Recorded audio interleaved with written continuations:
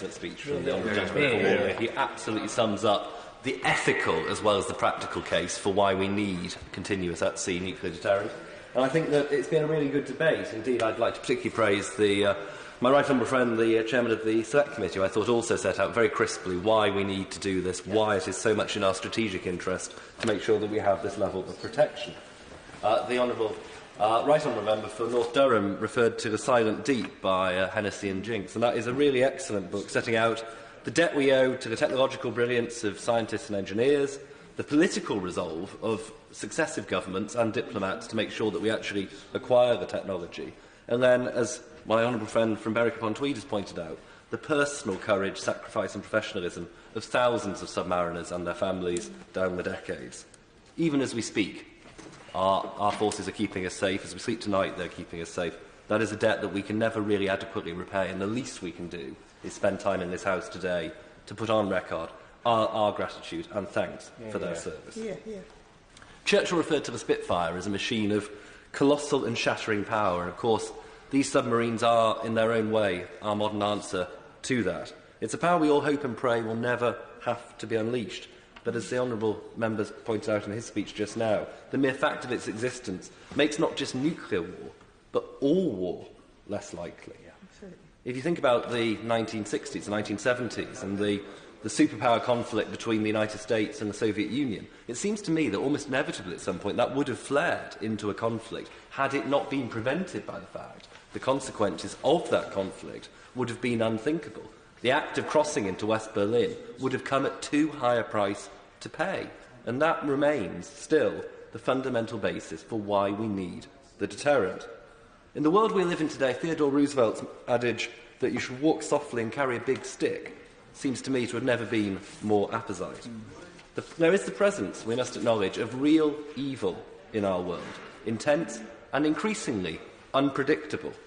Whether it be Iran, North Korea or Russia, we all know that there are malign forces in this world who will not act by the rules that we would act by, who will not live by the values that we would live by, who set very little value by the sanctity or dignity of human life. And that is what we are up against. That is the choice which, as democratic politicians in one of the most powerful countries in the world, it behoves us to make. And I think we will be failing not just ourselves, but the rest of the world, were we to duck that responsibility.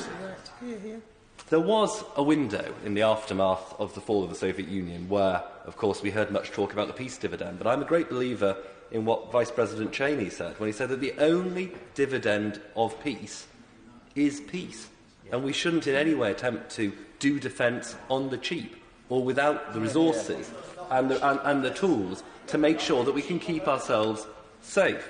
And that's why it's so welcome, of course, that the decision to launch the Successor Class programme has been made. And indeed, as the Chairman of the Defence Committee pointed out, as my honourable friend for Rainham Wickford pointed out, it's crucial that we get regular updates and focus on continuing that programme at pace, because we cannot afford further slippage. We are already, frankly, right at the limit of what we can expect the Vanguard class to continue to deliver.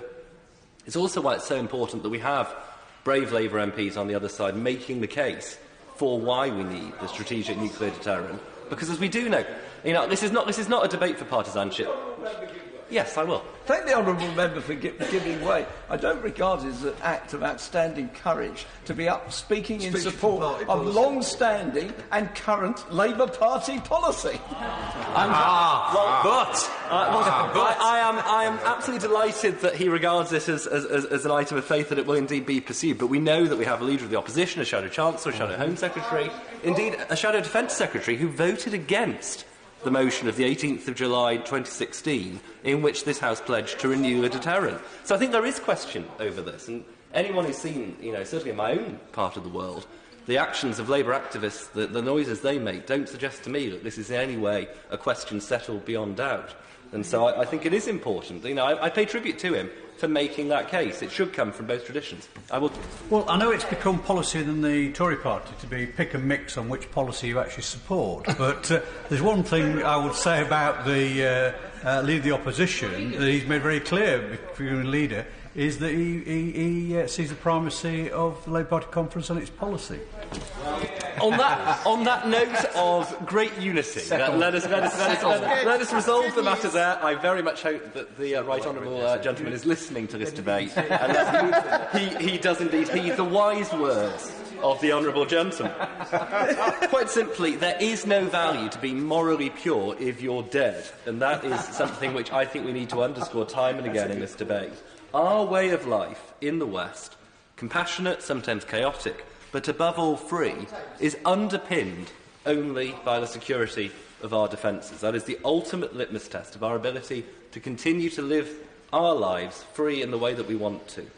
And I do think that the debt that we owe those people who, unheralded, frankly, and very often forgotten about, including, frankly, by me, I can't be alone in taking it totally for granted that we have that deterrent ability. And when you actually think about what it requires of families, of the sailors involved, to live that life day in, day out for years, it does bring it home how much they've contributed.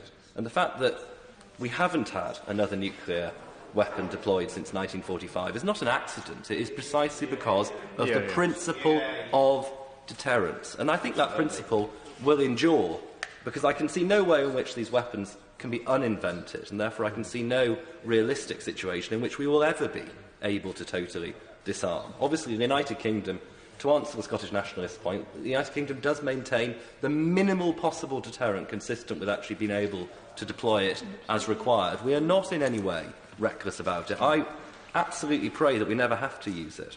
But the point stands that we must make the message very clear to the rest of the world. We would use it if this country or our allies were attacked in such a barbarous fashion. And that applies not only to direct nuclear attack, but to biological chemical weapons as well, because those are things which do need to be understood to be abhorrent weapons, and we must have the ability to counteract if required. I will, of course, very briefly, I'm afraid to say he's wrong when he says that the government isn't reckless. It hasn't decommissioned a nuclear submarine since 1980. The National Audit Office itself said last week it's at the risk of becoming an irresponsible nuclear power. So he's just wrong when he says that. No. This debate is about the principle of deterrence. I mean, look, on the decommissioning of the boats, I'd be on the decommissioning of the boats, the MOD will make provision to make sure they're put away. But the point about this debate is that is underway. But the point is, look, the question that from a sedentary position, I'm getting heckled, so I can't hardly. Well, by all means. Just to say, he should speak to his colleague. Perhaps you can educate him. The principle of this debate is about whether we should be having the nuclear deterrent. The Scottish nationalists, for a mixture of bizarre sort of loathing, self-loathing of this country, and political opportunism. No.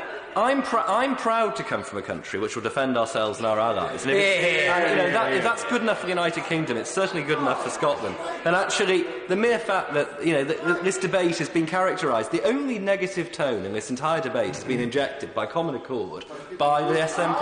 They're the only ones who want to divide the House, and I will not give way. I've had enough negative carping for a bunch of people who, frankly, bring great discredit upon their own country by their constant negativity and the way in which they are the sole dissenting voice in a country which otherwise widely recognises our responsibilities to ourselves and others to stand up for what we believe in. If you won't do it, I certainly will.